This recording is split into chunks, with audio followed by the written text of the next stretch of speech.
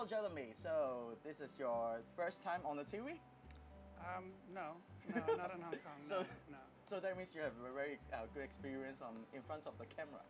It's to a degree. Yeah, I used to do on and off do Racing to Win and some of the live broadcasts here when some of the guys weren't present when I worked in Hong Kong, but that's gone back a few years.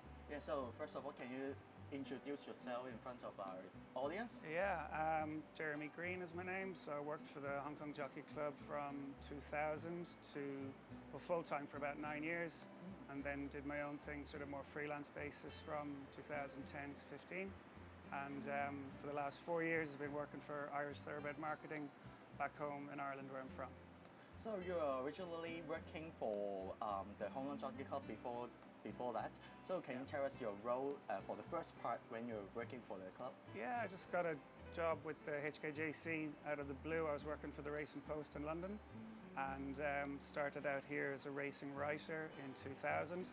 So the first international meeting was the famous clash between Fairy King Prawn and Sunline, and yeah, that was a really good introduction. You thought, wow, this is a bit special. So yeah, I did that for about 9-10 seasons, and after a few years doing some TV work as well. So that was all really enjoyable, and then went out freelance for a little while after that, 4 or 5 years. So overall, it was about 15 years all up in Hong Kong, and it was great. As you said that originally you worked for the writer for the Jockey Club, so can you tell us some just like special moments that when you were reporting horse racing? Yeah, I think I was the first person in that role, and now I think there's 2 guys who do that, so there's a lot more content that they put out. At the time, it was sort of make it up as you go along, really, and it was especially busy when it come down to the international races or the QE2. And then they'd just throw more work at you and you'd do it. And yeah, it was pretty easy and straightforward. And what I would put out in English would be translated into Chinese. And yeah, it worked pretty well. Yeah, I really enjoyed the international meetings as well. There was one occasion actually when there was an Irish filly called Alexander Gold Run. She won the Hong Kong Cup, that was good. Falbrav, he was terrific when he won for Luca Kamani, the same race. Around that time as well, that's when Silent Witness came on the scene too as well. And Hong Kong racing had a big explosion. Really, it really became to the fore then with, as I said, Fairy King Prawn, Silent Witness, Vengeance of Rain. He was another horse he won in Dubai. So yeah, it's sort of a new phase of Hong Kong, not dominance, but prominence rather. That sort of started to emerge. So as a journalist, from the point of view of a journalist, how do you see the improvement of Hong Kong racing over the past 10 years? It's no surprise with the level of prize money here, the purchasing power that owners have, the quality of trainers, jockeys, they're at this level that they just want to maintain. And you see that how dominant they were in the international races last year.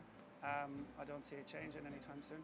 Before you go back to Ireland to take up your current post, actually you're the first version of the racing manager for the overseas jockeys in Hong Kong. So can you tell us your main duty at that time? Yeah, that sort of came out of the blue as a bit of a surprise. It's sort of like a racing liaison, I guess was the term. Yes. For new jockeys to the system here, and that was in, I think it was early 2012. And the first jockey I looked after was Umberto Rispoli, and it was very much sort of learning on the job, and it was new to me, and I'd never gone to trainers looking for rides before, obviously, and they didn't know who he was either, so it was a bit of a test for the first month or so, and he didn't have a winner, but perseverance, he stuck with it. He ended up that season with 7 or 8 winners, I think, and one of them was the QE2, which came from a Japanese horse, which he secured the ride himself. But yeah, it shows that if you just stick at it, keep your head down, hopefully, the results will come. And I did that across 4 seasons, doing that role, probably 20 plus jockeys. Yeah, it was very enjoyable. I think they all had winners. I couldn't take much credit for that now, but yeah, you just get to know sort of which trainers work, and sometimes you just keep trying, But is it difficult because we know that some jockeys perform better and some of them maybe struggle even though they're the champions in their home country. Then you need a lot of luck working in Hong Kong. So some of them may just like cannot get a winner as soon as they arrive. So How do you feel a little bit stressful? There were with certain riders, like that they didn't sort of go boom, hit the ground running. Like for example, like say some riders would ride a little bit heavier, so maybe 121 or 22 pounds. Say for example, Hugh Bowman used to help him, and no trouble getting rides, but then he was having seconds and thirds and whatever, and it was about a month before he had his first winner, but then he probably left that, I don't know, maybe 10 or 12 or something in the end, and he hasn't done too badly. Yeah, it's just, there's no hard and fast rule. There used to always be a cliche saying, oh, you have to have a winner early, which isn't strictly true, but of course it does help. So yeah, it was just more just about turning up, just keeping your focus, and the worm will turn. So since I know you, I know you're just like the fans of Hong Kong racing, but now you're based back to your hometown Ireland and take up a role as an international representative for Irish thoroughbred marketing, right? Yeah, it's a good job.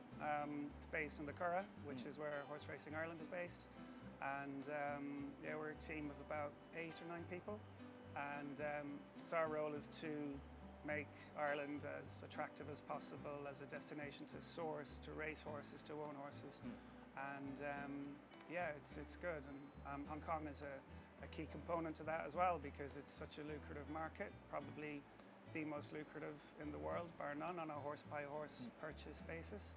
So it's something that we want to sort of focus on a bit more. But we get a lot of horses sold to, I mean, about half of the horses in Ireland bred would go to the UK, go to Britain. A lot of them go to the United States, go to continental Europe. There was one there that went for Maiden O'Brien, Cape of Good Hope. He won it the other day, a group won the Caulfield Guineas, so didn't see that coming. But obviously that's all a private deal. We try to focus on horses going through public auction at, say, the Goff Sales or Tattersalls Ireland or the Breeze Up. And yeah, we've got a lot of clients in the Middle East as well. We get a fair bit done there too. So yeah, it's our role just to make it as easy as possible for these people from once they land in Ireland to when they leave, and then there's several sort of inducements and help we can give them. I can see there's a growth of numbers that Hong Kong owners even fly over to Ireland by themselves to just like attend the sales, and so just like ITM is just like helping them along the way, right? Yeah, that's really what we try to do, but there's always room for lots of more improvement on that. So what we find is that the sales in Ireland, like generally they're not as expensive as they might be in the Southern Hemisphere a lot of the time. And horses that you don't have to spend a fortune on them for them to turn out right here. A lot of horses will come to Hong Kong as a private purchase, but you'll see that, you know, at the sales it only cost Hong Kong dollars 100,000 or 300,000 or that kind of stuff, you know. So there was, say for example last year, the White Cuckoo, the horse who was favoured for the Derby, he was at Tats Ireland September yearling sale, and he was like 300,000 Hong Kong, you know. And that's quite common. Little Lucky Nine, he was a 100 grand horse. Designs in Rome, he was a 100 grand horse. So there's lots of examples like that. It's just the skill is trying to identify them, but they are there year in, year out. I think there's a perception for some owners that the Northern Hemisphere horses may take longer time. So we know that Hong Kong owners will prefer their horses just like can perform as early as they can. Yeah.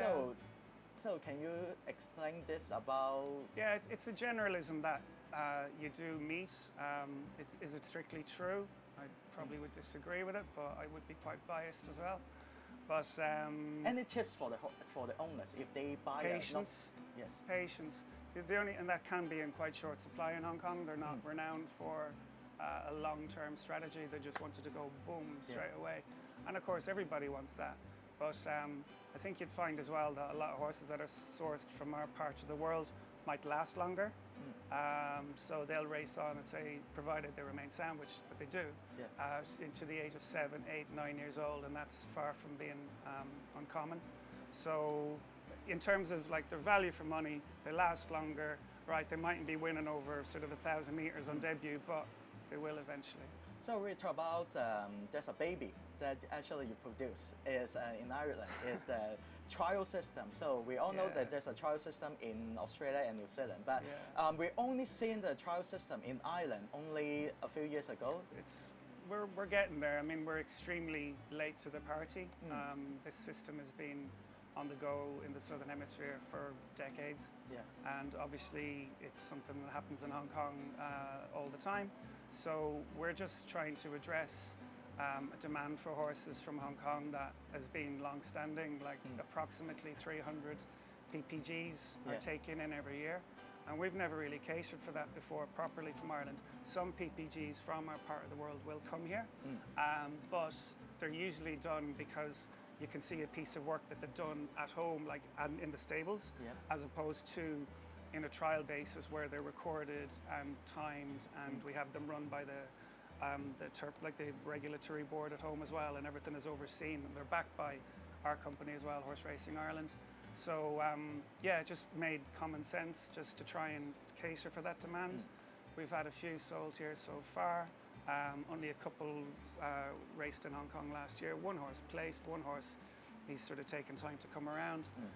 But what we found is that we had them just twice this summer, in June and also in September, and they've produced a lot of winners in Ireland. And now people, initially, it's hard to believe, but they didn't know what trials were. And they were saying, well, why do you want to do this? And but then you had to explain, no, we're trying to get horses sold unraced. So they go, oh, okay, right, but I want to race my horses. Yeah, but are you going to win that prize money in Ireland as opposed to an offer you might get from Hong Kong? So they can see the rationale now.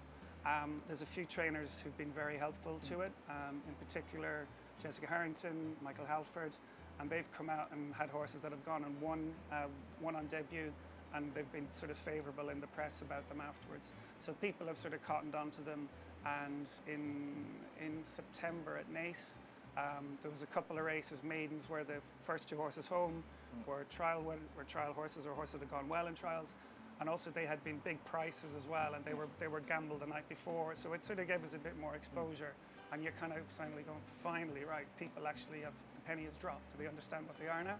So, like I say, we're extremely late to it, but better late than never. We're not reinventing the wheel or anything, but we're trying to cater for this demand. And if we can get a few more sold every year, and they come over here more importantly and do well, then that'll follow. There'll be a natural evolution, we would hope. So based on your experience, there's a lot of young generation would like to get into horse racing. So any tips for them as well? Just work hard, speak to the right people, hang around, and yeah, don't give up. I think racing is very accepting as well. You know, if people are sort of committed to it, there's always there's an angle for you somewhere. So yeah, just keep working at it. Hopefully you can back a few winners as well. So. Thank you so much, Jeremy, and it has been a good talk. Pleasure, Ian. Thanks very much for having us. Thank you. No worries. So wish you all the best. Thank you. Cheers. All right.